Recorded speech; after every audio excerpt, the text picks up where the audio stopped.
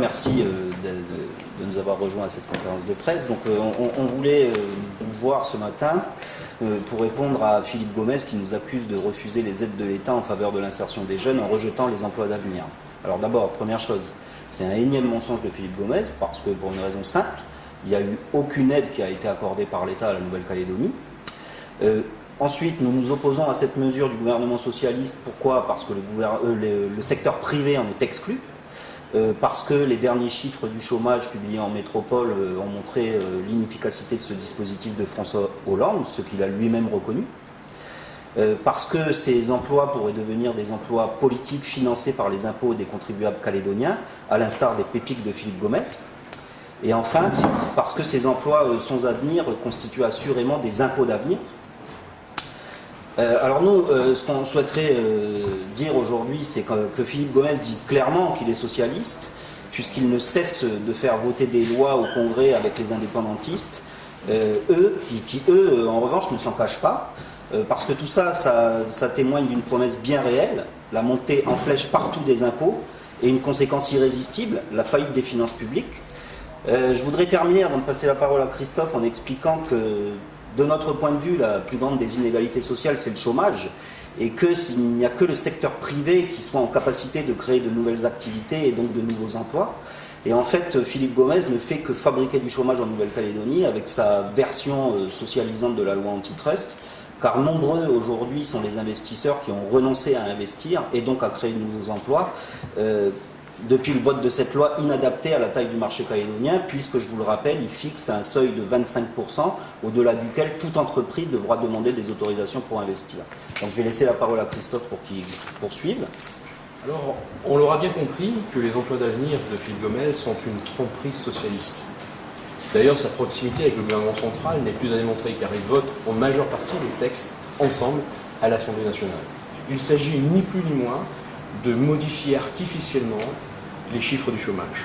Sans compter le coût de cette opération, un chiffre pour illustrer mes propos, le coût total des mesures pour l'État français s'élèvera à 1,5 milliard d'euros, ce qui fait à peu près 180 milliards CFP financés par le contribuable français. Et aujourd'hui, le constat est sans appel, c'est un échec. Même François Hollande le reconnaît lui-même.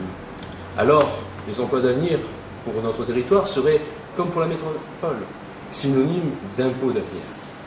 Alors pourquoi vouloir mettre en place sur notre territoire une mesure coûteuse et aujourd'hui décriée?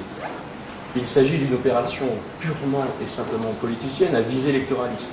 Nous sommes à quelques semaines des prochaines échéances provinciales et certains vont faire preuve de démagogie pour séduire un électorat sans aborder volontairement l'aspect financier de leurs différentes annonces. Sans compter le risque, comme le rappelait mon collègue, possible de dérive de ces emplois d'avenir, car je vous rappelle qu'ils concernent la fonction publique et les associations. On pourrait facilement et rapidement faire des emplois d'avenir, des emplois politiques, et ainsi être un moyen pour certains peu scrupuleux d'en faire du clientélisme.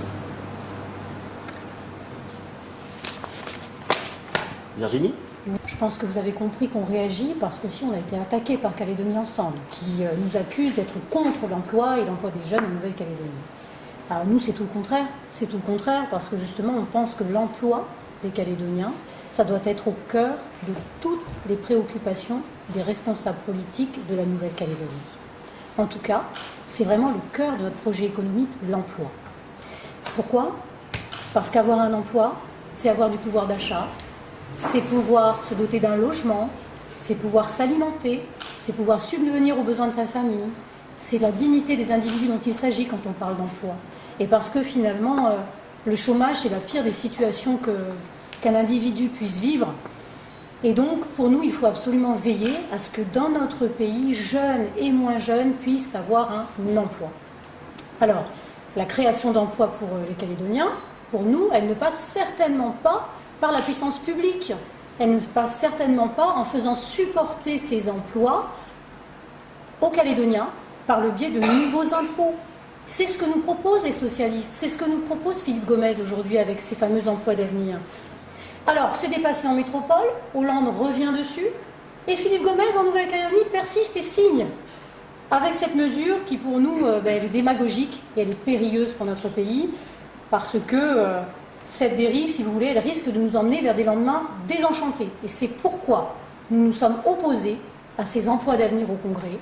C'est pour ça que nous y sommes opposés. Parce que nous ne voulons pas d'une société d'assistanat où la puissance publique paye ce qu'elle n'a pas les moyens de payer.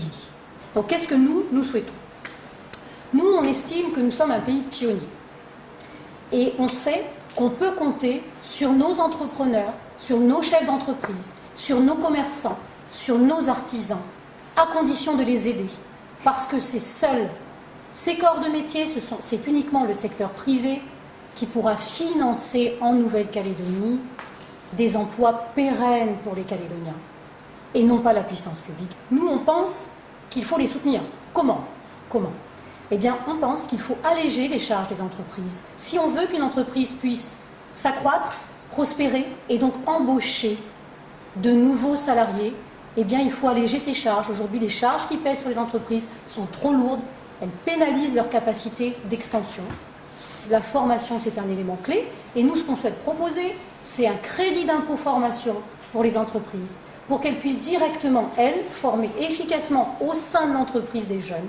Ces jeunes qui, par ce biais, par cette formation, vont acquérir des savoir-faire, des compétences, et ensuite seront donc convoités sur le marché du travail et n'auront pas de difficulté à trouver un emploi. On pense que c'est seulement ainsi qu'on rendra nos entreprises compétitives. Pourquoi? Parce que fonctionnant avec des salariés compétents. Et si nos entreprises sont compétitives, eh bien nous vous le disons, il n'y aura pas de problème d'emploi en Calédonie, parce qu'il y aura le plein emploi, parce qu'il y aura de l'emploi pour tous. Nous ne ferons pas de démagogie, nous proposons des remèdes dont nous pensons qu'ils sont efficaces. Nous ne souhaitons pas faire de copier-coller de ce que font les socialistes, dont nous avons la preuve matérielle aujourd'hui que ça ne fonctionne pas. Nous ne suivrons donc pas Calédonie Ensemble et Philippe Gomez dans cette voie socialiste en Nouvelle-Calédonie.